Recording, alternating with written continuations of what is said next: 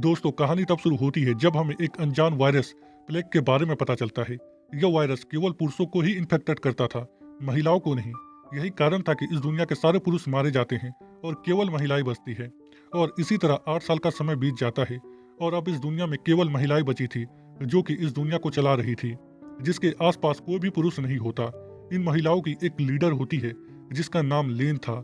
लेन कल्याण company की मालिक थी जो कि इस दुनिया के पॉपुलेशन को बढ़ाना चाहती थी। इसीलिए लेन पॉपुलेशन लॉटरी निकालती है जिसमें महिलाओं को प्रेग्नेंट किया जाता था।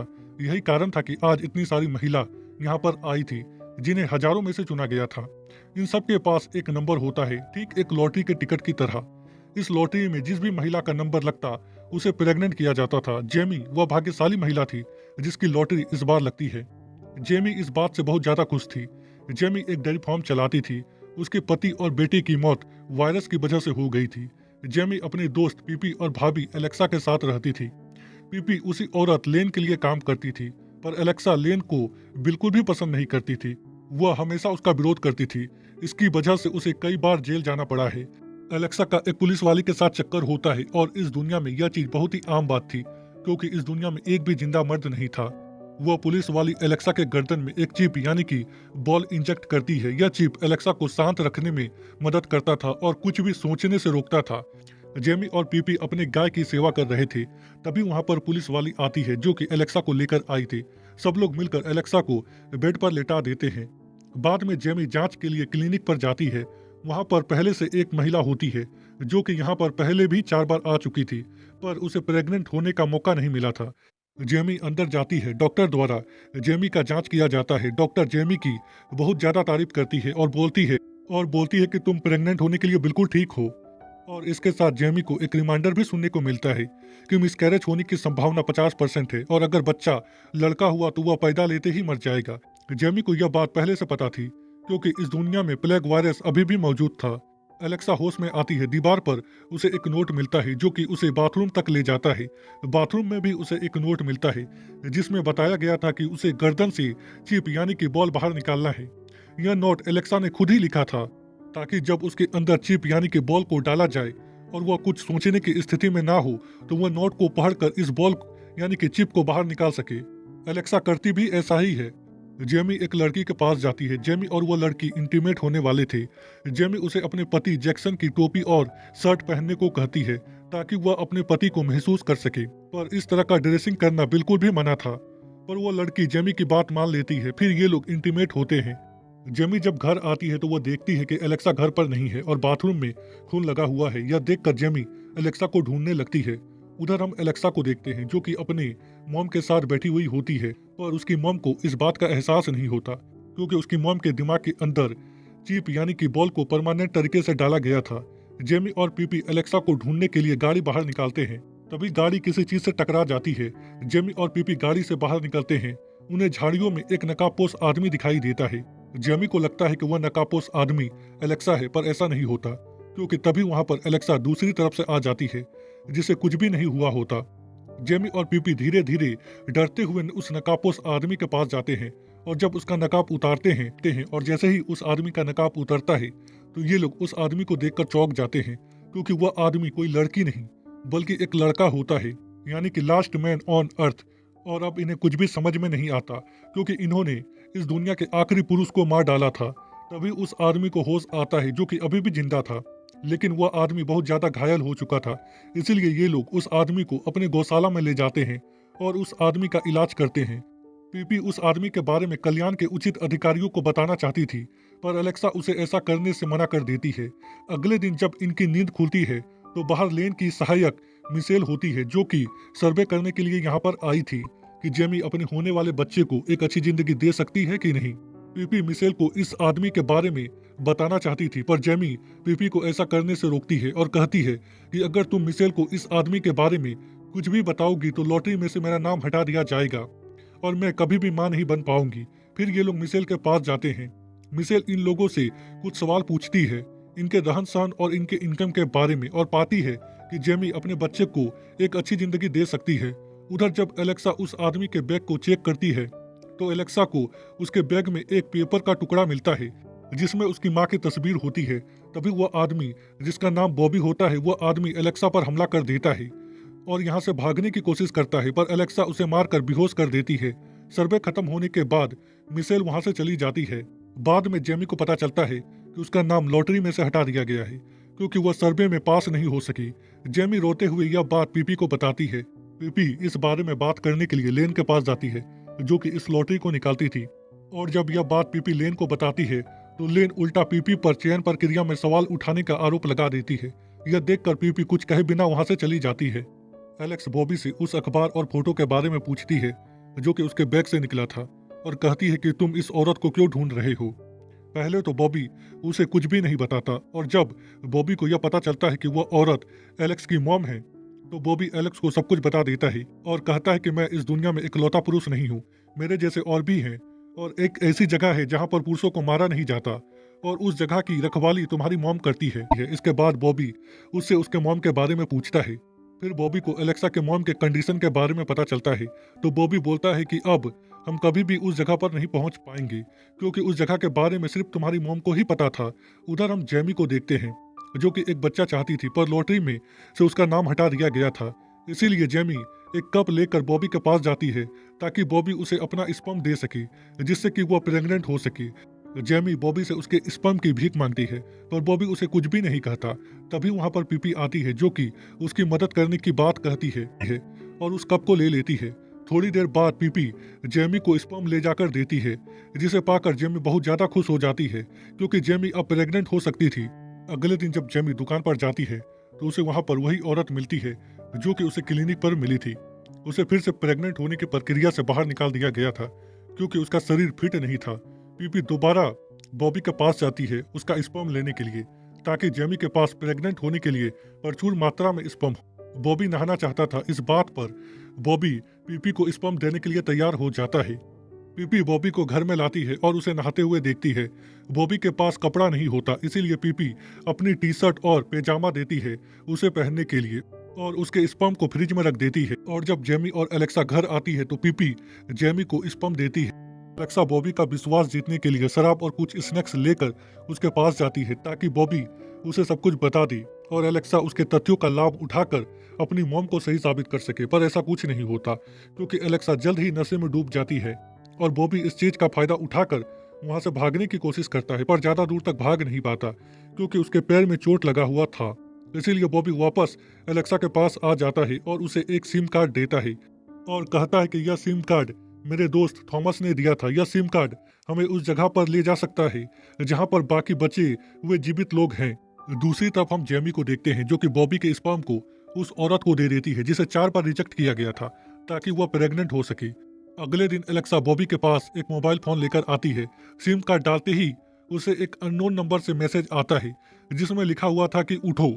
दूसरी तरफ पीपी जब ऑफिस पहुंचती है तो वो नोटिस करती है कि वहां पर एक महिला से पूछताछ चल रही है जिंदा इंसान के बारे में, और वह देखती है कि लेन के हाथों में स्पर्म है। पीपी तुरंत कॉल करके यह बात जेमी को बताती है और ऑफिस से निकलकर पीपी सीधा घर आती है तो देखती है कि वहां पर पुलिस पहले ही पहुंच चुकी है। पीपी खेत के पीछे जाकर छुप जाती है और पुलिस को देखने लगती है। तभी पीपी की नजर अपने दोस्तों में पड़ती है जो कि बगल में छुपे हुए होते हैं। पीपी जेमी से कहती है कि मैंने तुम्हें स्पर्म तुम्हारे यूज करने के लिए दिया था, किसी और को देने के लिए नहीं। एलेक्सा और पीपी पुलिस के यहाँ पर आने का जिम्मेदार जेमी को ठहराते हैं और इस बात को लेकर इन लोगों के बीच में बहस होने लगती है। तभी अचानक बॉबी के मोबाइल फोन की घंटी बजती है। इस मोबाइल फोन में बॉबी द्वारा दिया गया सिम कार्ड लगा हुआ था। बॉबी फोन उठाता है। दूसरी तरफ से एक आदमी की आवाज आती है जिसे सुनकर सब लोग चौंक जाते हैं जो कि बॉबी को एक एड्रेस यानी कि कोऑर्डिनेट बताता है। इनकी बातचीत एक अज्ञात महिला भी सुन रही थी। फिर एलेक्सा और बाकी सब लोग उसी कोऑर्डिनेट यानी कि एड्रेस में जाते हैं जो कि फोन में उस आदमी ने बताया था। इसी जगह पर प्लेग वायरस से संक्रमित पुरुषों को जलाया गया था। उस कोऑर्डिनेट पर वह अज्ञात महिला भी पहुंच जाती है जिसके हाथ में बंदूक होता है। उस अज्ञात महिला को देखकर बॉबी पीपी को गाड़ी भगाने को कहता है। इन्हें भागता देख वह अज्ञात महिला इनके ऊपर गोली चलाने लगती है, पर ये लोग किसी तरह करके वहां से बचकर भाग जाते हैं। रास्ते में बॉबी सबको बताता है कि 14 दिन पहले इस महिला ने उसके दोस्त थॉमस को मार दिया था। फिर ये लोग उस महिला से बचते हुए एक फेस्टिवल में पहुंच जाते हैं।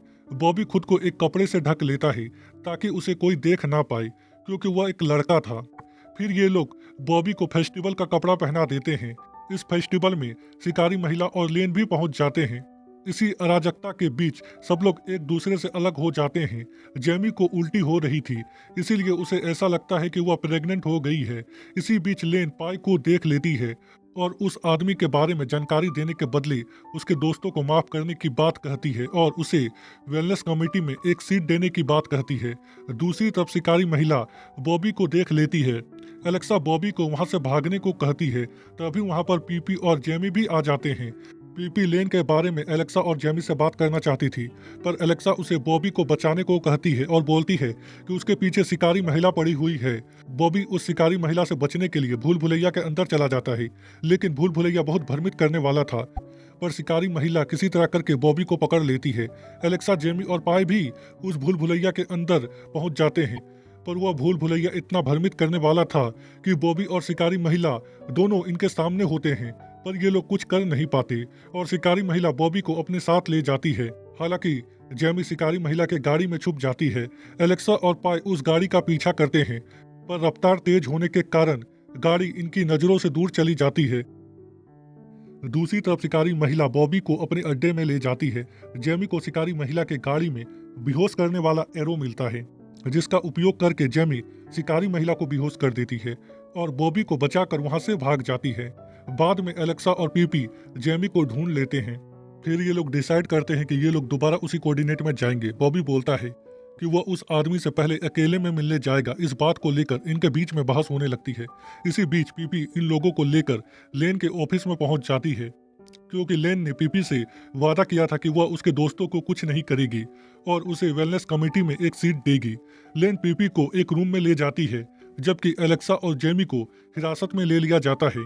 एलेक्सा अंत में जेमी के प्रेग्नेंट होने की बात लेन को बताती है और उसे जाने देने की बात कहती है। हालांकि लेन उसकी बात नहीं मानती और यहाँ पर हमें पता चलता है कि एलेक्सा के मॉम के अंदर लेन ने ही चिप डलवाया था, क्योंकि एलेक्सा की मॉम उसका विरोध करती थी और लेन अब जेमी और एलेक्सा के साथ भी यही करने वाली थी।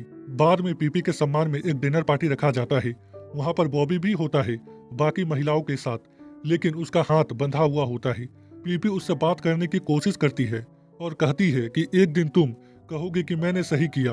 हालांकि बॉबी पीपी से बात करना नहीं चाहता था। लेन पीपी को बॉबी से बात करता देख पीपी को बॉबी को किस करने को कहती है।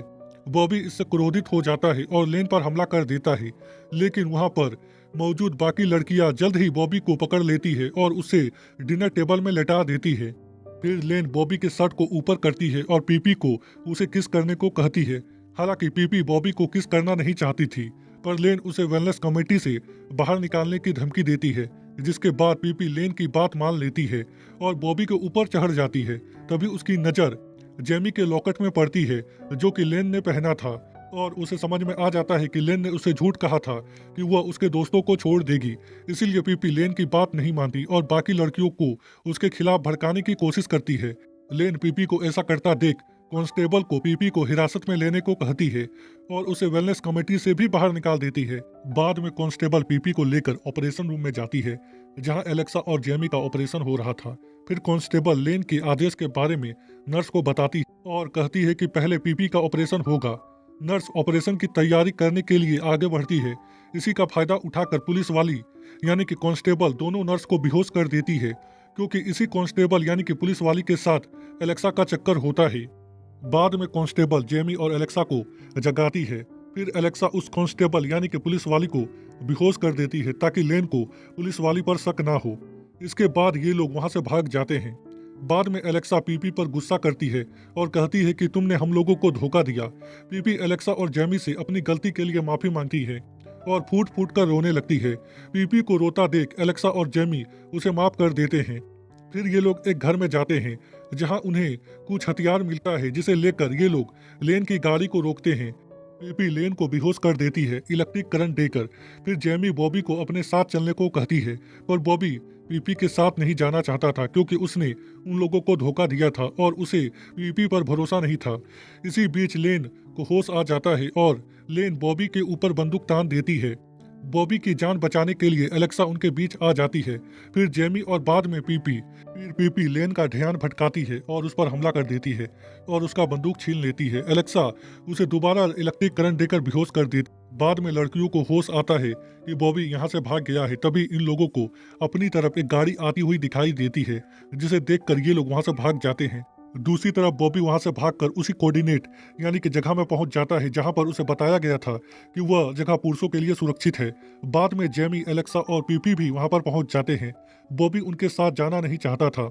इसी बीच शिकारी महिला भी वहां पर पहुंच जाती है, जिसे देखकर सब लोग बहुत डर जाते हैं। बाद में इन्हें समझ में आता है कि शिकारी महिला बॉबी को मारना नहीं चाहती है बल्कि उसे बचाना चाहती है। तभी उस बिल्डिंग का मेन दरवाजा बंद हो जाता है और बिल्डिंग के अंदर से जहरीला गैस निकलने लगता है। शिकारी महिला जल्द ही वेंटिलेटर को खोलती है। फिर सब एक एक करके ऊपर चढ़ जाते हैं, सिवाय शिकारी महिला को, जो कि गैस के चपेट में आ जाती है। पर बेहोश होने से पहले शिकारी महिला एलेक्सा को कहती है कि तुम बिल्कुल अपनी माँ की तरह हो। तभी एलेक्सा देखती है कि शिकारी महिला के हाथ में वही टैटू है जो कि उसकी माँ के हाथ में था। एलेक्सा शिकारी महिला को ऊपर खींचने की कोशिश करती है, पर शिकारी महिला बेहोश हो जाती है।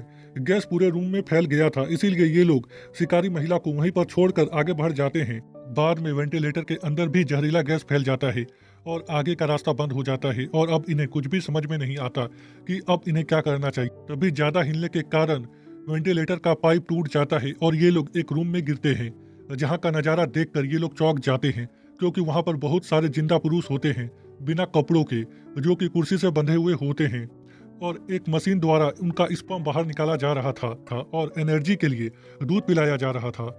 तभी वहां पर लेन और वही डॉक्टर आती है जिसने जेमी को बताया था कि वो प्रेग्नेंट होने के लिए बिल्कुल ठीक है। लेन बॉबी और बाकी सबका स्वागत करती है अपने सीक्रेट अड्डे में। फिर लेन सबको अपने प्लान के बारे में बताती है कि वह स्पर्म इकट्ठा कर रही है ताकि इसके माध्यम से वह देश और पूरी दुनिया को नियंत्रण कर सके, वह देश और पूरी दुनिया को कंट्रोल कर सके। और जब सरकार को स्पर्म की जरूरत हो तो वह सरकार को स्पर्म देकर अपने कंडीशन मनवा सके। बॉबी उससे पूछता है कि यह जगह तो हमारे लिए सुरक्षित था ना। लेन उसे बताती है कि यह हमारा प्लान था ताकि हम सारे जिंदा पुरुष को पकड़ सके और लोगों को इस बारे में कुछ भी पता ना चले। तभी वहां पर जैक्सन आता है, जेमी का पति और बॉबी का दोस्त थॉमस, जो कि अभी भी जिंदा था, जिसे देखकर सब लोग चौंक जाते हैं। जैक्सन का रिश्ता होता है लेन के साथ और जब यह बात बॉबी को पता चलता है तो बॉबी को बहुत ही गुस्सा आता है जैक्सन के ऊपर। इसके बाद बॉबी जैक्सन पर हमला करने की कोशिश करता है, पर सुरक्षा गार्ड बॉबी को पकड़ लेते हैं और उसे ले जाते हैं दूध पिलाने के लिए और स्पर्म बाहर निकालने के लिए। और इसी के साथ यह एपिसोड यहीं पर खत्म हो जाता है।